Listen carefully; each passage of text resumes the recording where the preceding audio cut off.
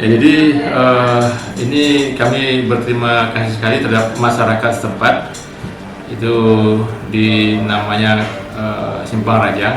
Jadi pemuda setempat cukup aktif, kooperatif dalam memerangi peredaran narkoba ini.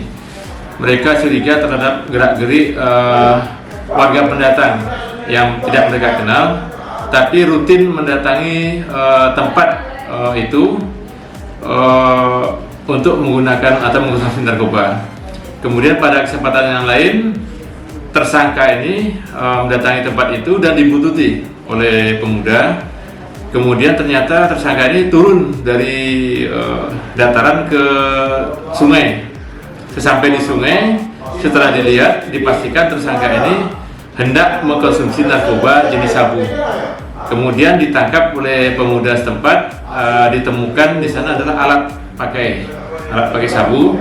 Kemudian setelah ditanyakan ke pemuda itu mengakui bahwa dia datang ke pinggiran sungai itu adalah untuk mengkonsumsi sabu dan ditemukan padanya 1 paket sabu.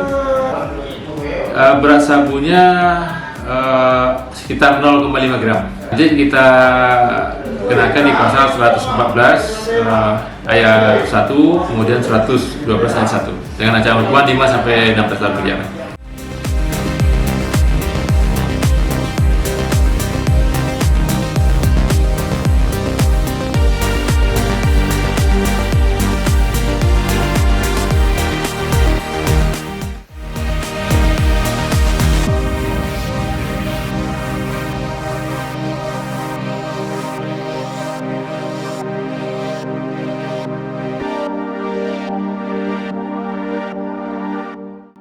Bawa tengkuk polisi wak mengawak.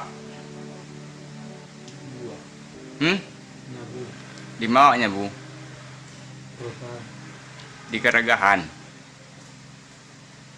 Dari mawak tadi kau? Dari Parangbaru. Parangbaru. Semua siapnya bu? Orang. Di rumah. Sedang menyebu benar TPY. Siapa yang menampak pak nyebu TPY? Warga. Habis itu?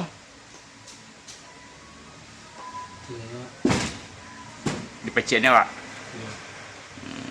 Jadi serahkan ke polisi.